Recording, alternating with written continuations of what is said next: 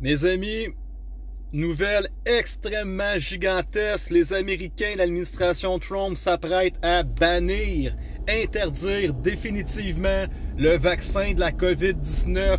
Cette corruption-là de Big Pharma qui dure depuis 2021, que nos gouvernements, Legault, la CAQ, la Santé publique du Québec, le Collège des médecins, puis toutes ces choses-là qui vous ont obligé, qui vous ont contraint à vous faire vacciner pour garder votre emploi, pour faire semblant qu'on pouvait se rassembler si on était dans le vaccin, pour que tous ces gens-là fassent des milliards sur notre tête puis qu'ils continuent à dépenser puis augmenter notre dette publique.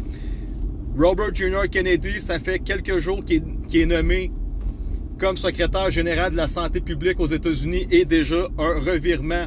Je vous partage une autre information dans une autre vidéo comme quoi que effectivement il commence à confirmer que ça a été une grosse propagande de merde, jamais basée sur la science. Ils ont corrompu les gouvernements, ils ont corrompu les médias, le système est gangréné de fond en comble et Trump est en train de faire le ménage et ça c'est partagé dans le Daily Mail directement aujourd'hui, maintenant. Donc, ils vont bannir cette hostie de vaccin-là. Pourquoi?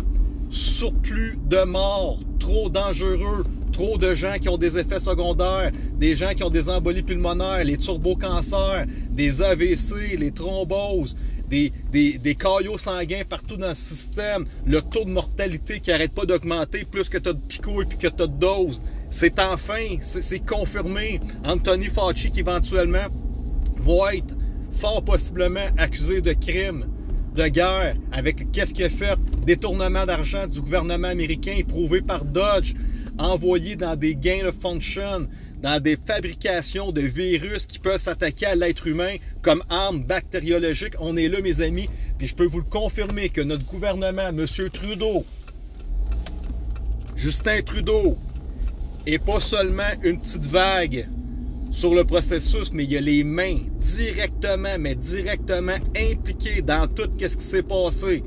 Donc, voici mes amis, comment le Québécois, comment que le gouvernement du Québec vont continuer à propager leurs mensonges de corruption alors qu'ils se basaient sur la FDA puis la CDC puis les recommandations d'Anthony Fauci pour les recommandations de la distanciation, du port du masque, des bicouilles, 2 doses, que ça prend des vaccins avec des codes QR pour aller dans les centres d'achat puis aller manger dans les sections alimentaires parce qu'on pouvait pas s'asseoir dans un restaurant et c'est en train d'être avoué que c'était complètement corrompu. Comment qu'on va faire dans un petit système économique comme le Québec avec 8 milliards de personnes de continuer à maintenir le mensonge de cette désinformation-là, que qu'est-ce qu'ils sont en train de faire le ménage alors qu'ils sont 350 millions d'Américains de l'autre côté. Tout à coup, c'est rendu dangereux pour 350 millions d'Américains, mais pour les 8 petits millions de Québécois qui parlent pas anglais et qui comprennent pas qu'est-ce qui se passe aux États-Unis, on essaie de nous faire croire que c'est les États-Unis qui sont rendus crackpot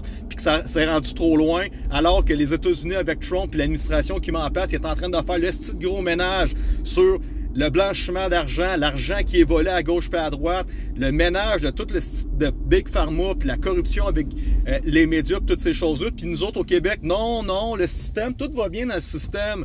Il n'y a pas de blanchiment d'argent, il n'y a pas de corruption, les médias, tout est beau, notre système fonctionne très très bien. Nos gouvernements n'ont pas du tout les mains dans la merde, ils sont pas pantoute dans la dilapidation d'argent pour des trans puis des LGBTQ dans d'autres pays puis tout ça. Puis on dépense pas pantoute votre argent à gauche puis à droite. Puis le système de santé au Québec, il va super bien. On n'a absolument rien à changer dans notre système. C'est Trump qui est fou, malade mental. Nous, on va continuer à aller chercher des taxes, des impôts sur notre population puis on va vous mettre dans la merde, tabarnak, alors que Trump, son administration, est en train de sauver des trilliards et des trilliards d'argent dans leurs dépenses inutiles. Puis qu'est-ce que... Ah oui, je vais t'en faire une autre vidéo.